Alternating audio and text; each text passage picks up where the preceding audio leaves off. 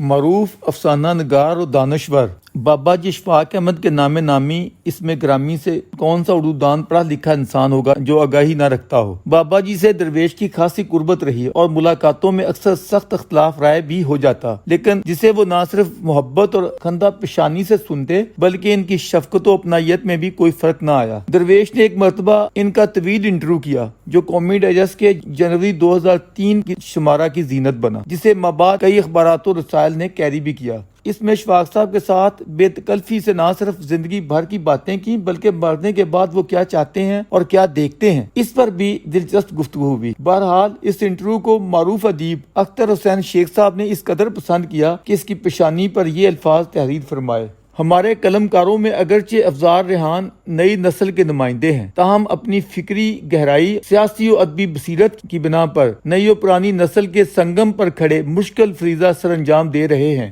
ہم انہیں دو نسلوں کے مابین پل قرار دے سکتے ہیں، اور ظاہر ہے پل کا کام ہر جگہ ہر مقام پر دشوار تر ہوتا ہے۔ پرانی نسل کی آگاہی کو نئی نسل تک طریقے سلیقے سے پہنچانا ان کی خوبیوں میں سے ایک قابل ذکر خوبی ہے۔ افزار ریحان کی زیر نظر تحریر ہمارے لکھے کا بیان ثبوت ہے۔ خود درویش نے اس انٹرویو پر جو تعارفی کلمات تحریر کیے وہ کچھ اس طرح تھے: کئی لوگوں سے اتفاق ہوتے ہوئے بھی اتفاق کرنے کو جی نہیں چاہتا، لیکن کچھ ایسی سعید روحیں ہوتی ہیں جن سے باوجود سخت اختلاف رائے کے اختلاف ظاہر کرتے ہوئے شرم دامنگیر ہوتی ہے اور من اتفاق کرنے کو للچاتا ہے۔ مولانا روم نے کہا تھا، بچہ ماں کا دودھ پینے سے پہلے دلیلیں نہیں مانگتا کہ یہ حیات بخش ہے، بس پی لیتا ہے۔ کچھ ایسی ہی کیفیت ہمارے قابل احترام ممدوح کی ہے۔ وہ گھر سے صاحبان کمال کی تلاش میں نکلے تھے، لیکن قدرت نے خود انہیں صاحب کمال بنا دیا، جن کے کمالات کا اعتراف نئی اور پرانی ہر دو نسلوں کو یکساں ہے، اور پھر وہ بابا بابا کرتے خود بابا بن گئے۔ پاکستان کے اس انوکھے بابے سے ہماری جان پہچان اس زمانے کی ہے جب ہم اپنے گاؤں کی ٹالی کے نیچے ہمجولیوں کے سنگ بیٹھے چاچا کرمو کے ساتھ تلقین شاہ کو سنا کرتے تھے، جو پت پت کہہ کر بلاتا تھا۔ اردو ادب کی یہی گراں قدر اور قد دعوت شخصیت ہے جس نے ڈرامہ افسانہ نگاری کو ایک نئی جہت بخشی ہے۔ ممتاز دانشور جس نے ہمیں یاد دلایا کہ عزت نفس ہر انسان کا پیدائشی و فطری حق ہے۔ لوہار، ترخان، موچی، نائی بھی شرف انسانی کا وہی مقام رکھتے ہیں جس کے دعوے دار چودھری صاحب، خان صاحب اور مولانا صاحب ہیں۔ انسانی شعور و فہم لفظی غلامی کا محتاج نہیں۔ اس ملک کو بڑے بڑے جرنیلوں، ججوں، جرنلسٹوں، لیڈروں اور افسروں نے تو شاید لوٹا ہے، لیکن کسی غریب ان پڑھ محنت کش نے کوئی نقصان نہیں پہنچایا۔ یہی غریب کسی ایسے کاندھے کی تلاش میں ہے جس پر سر رکھ کر وہ رو سکیں۔ ایک مرتبہ جناب سردار محمد چودھری نے ہمیں اپنی نئی کتاب کے لیے جناب اشفاق احمد کی تازہ تعارفی تحریر دکھائی، جس میں روایتی سائیں کا نقشہ اس خوبصورتی سے کھینچا گیا تھا کہ بے اختیار ہمارے منہ سے نکلا کہ بڑے واقعی بڑے ہوتے ہیں۔ جناب اشفاق احمد کی قربت میں بیٹھے ایک دن ہم نے انہیں مخاطب کرتے ہوئے کہا، خان صاحب آپ سے کوئی بہت زیادہ فکری اختلافات تو نہیں ہیں، لیکن یہ جو آپ کا ان پڑھ بابا ہے یہ اکثر آڑے آ جاتا ہے۔ خالص دیہاتی بزرگوں کے اسلوب میں اشفاق صاحب یوں گویا ہوئے، کوئی بات نہیں، ہم کچھ دیر کے لیے بابے کو کمرے سے باہر بٹھا دیتے ہیں اور اس کی غیر موجودگی میں ریحان میاں سے باتیں کر لیتے ہیں۔ اشفاق صاحب سے ہم نے متنوع موضوعات پر جو تفصیلی گفتگو کی، اس کی کچھ جھلکیاں پیش خدمت ہیں۔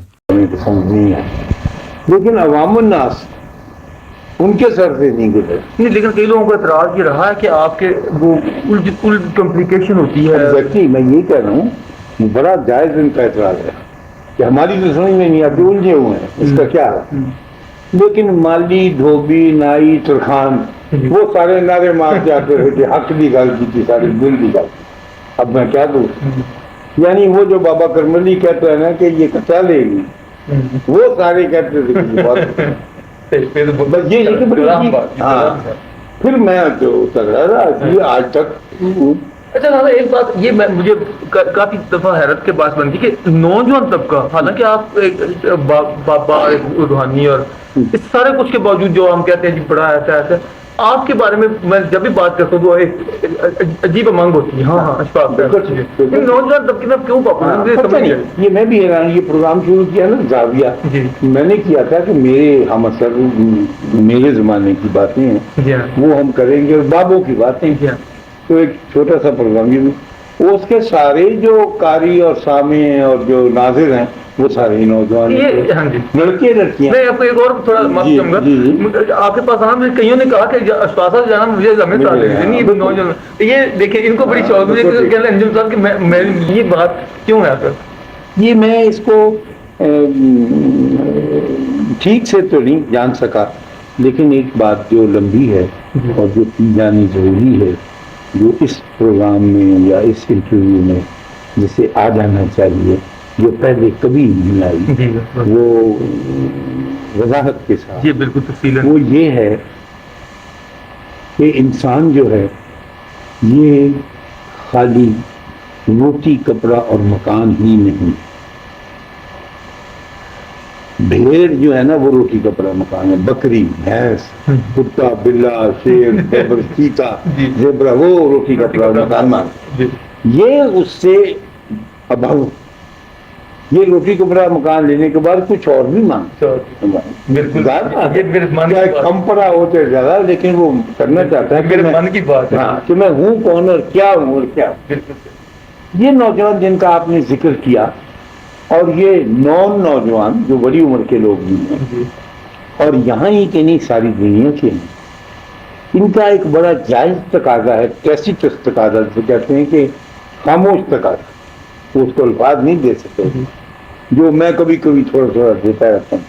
وہ یہ ہے کہ ہمیں روحانیت کے بارے میں بھی ایک ڈائلاگ کرنا چاہیے. اس وقت دنیا کا سب سے بڑا تقاضا یہ ہے کہ جس طرح سائنس کے موضوعات پر بڑے بڑے سائنسدان اپنے اپنے ملکوں میں بیٹھے سائنس کی بات کرتے ہیں اور اس کو پھیلا دیتے ہیں ساری دنیا میں، اور دوسرے ملکوں کے دوسرے علاقوں کے سائنسدان اس پھیلی ہوئی بات کو اچک کر اپنا نقطۂ نظر اس پہ بیان کرتے ہیں، اور پھر اس امتزاج سے دنیا میں ٹیکنالوجی پیدا ہوتی ہے. جی ایسے ہی روحانیت کا دائرہ ہونا چاہیے.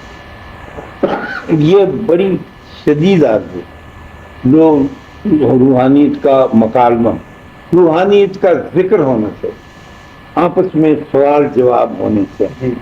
اور جس طرح محبت کا خاصہ ہے کہ وہ دینے سے اور بڑھتی ہے، اسی طرح بابوں کا یقین ہے کہ جب روحانیت کی بات کی جائے گی تو اس میں اس کے جغرافیے میں اور اس کے محل وقوع میں خود بخود اضافہ ہوتا جائے گا، اسی طرح سے جیسے سائنس نے سٹارٹ کیا تھا اور پھیلتے پھیلتے وہ پوری دنیا کا ایک کلچر بنا. وہ نوجوان جس کا آپ ذکر کرتے ہیں، وہ نوجوانوں سے بڑی عمر کے بندے جن کا آپ ذکر کرتے ہیں، یہ سارے کے سارے اندر ہی اندر اس بات کے آرزومند ہیں کہ وہ برتری جو اللہ نے ہم کو عطا کی، یعنی وہ روح جو ہم کو ملی ہے، وہ پھونک جو اللہ نے ہمارے اندر ماری ہے، ہم اس کو ایک دوسرے کے ساتھ شیئر کر کے کم از کم اتنی بات کا پھیلاؤ چاہتے ہیں جتنی کہ سائنس اس وقت کر رہی ہے. اور ٹھیک ہے، وہ اس کے خلاف نہیں، نہ میں سائنس کے خلاف لگتا ہے آپ کو ایسے ہو کئی دفعہ میری گفتگو میں، ہرگز نہیں. لیکن انسان کا جو میں کہہ رہا تھا کہ روٹی کپڑا مکان صرف نہیں ہے، وہ یہ ہے کہ دوسرے سارے جانوروں کے اندر جان ہوتی ہے، روح نہیں ہوتی. روح اللہ کا ایک خاصا، اللہ نے پھونک ماری نا نفخات فی الروح من امر ربی، اللہ میرے رب کا ایک امر ہے اور اس نے پھونک ماری. اچھا، بکرے میں، جانور میں، کتے میں، زیبرے میں، شیر میں، عقاب میں روح نہیں ہے، جان ضرور ہے. یہ بڑی باریک سی بات ہے. آپ مجھ سے پوچھیں کہ اس کا آپ کیا ٹیسٹ، ہم کو کیا یعنی بات کریں گے جو وہ یہ ہے کہ آپ 4 بکرے ہیں، ابھی عید گزری ہے بقرہ عید، ٹھیک ہے، آپ نے 2 آج ذبح کرنے، 2 کل کرنے، 2 آپ نے ذبح کر کے لٹکا دیے، باقی 2 کے آگے پٹھے ڈال دیے، وہ مزے سے پٹھے کھا رہے ہیں، باقی کے 2 لڑکے ہیں ان کی کھال چل رہی ہے. انسان نہیں ہے سب، الٹا لٹکایا ہو، مرا ہوا ہو، آپ کے سامنے مترجم پلاؤ دیسی قورمہ رکھنے نہیں کھا سکتے. یہ موٹی سی ایک بات ہے. تو وہ کچھ اور ہے جو اور اس طرح کی بے مثال اور چیزیں.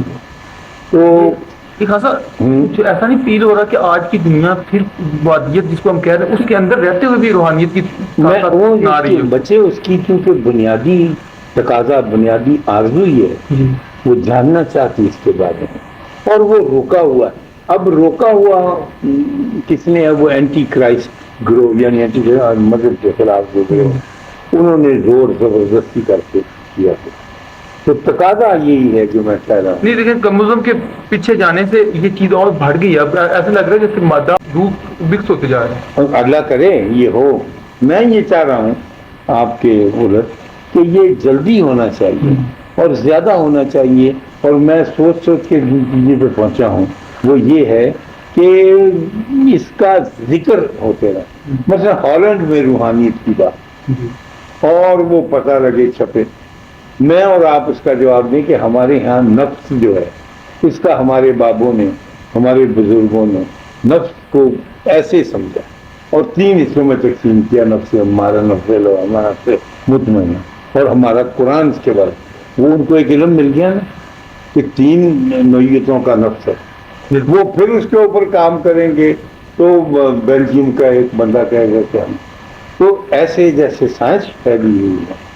جب روحانی کا عالم ہو جائے گا پورے کا پورا تو لوگوں کو فلاح ہونی نصیب ہو. آپ جو اخبار نویس ہیں آپ کہتے ہیں کہ ڈالر زیادہ آ جائیں اور اکنامکس ٹھیک ہو جائے تو بندہ خوش ہو جائے. یہ بھی ضروری ہے لیکن ساتھ ساتھ دیکھیے یہ ضروری اس لیے نہیں، بہت اچھی مثال دیا کرتے ہیں کہ جی حضرت بابا فرید نے کہا، انہوں نے کہا کہ کتنے ارکان ہیں اسلام کی؟ انہوں نے کہا جی 5. انہوں نے کہا ایک چھٹا ارکان رکن بھی. انہوں نے کہا وہ کیا کہیں گے؟ روٹی. تو بڑے خوش ہو کے سارے ہمارے جو اب چونکہ انہوں نے تصوف پڑھا نہیں، دیکھا نہیں، داخل نہیں ہوئے کہ یہ بابا کہنے والا کیا کہتا ہے. وہ کہتا ہے کہ ایک رکن روٹی بھی ہے، اس کے جھمیلے میں نہ پھنس جانا.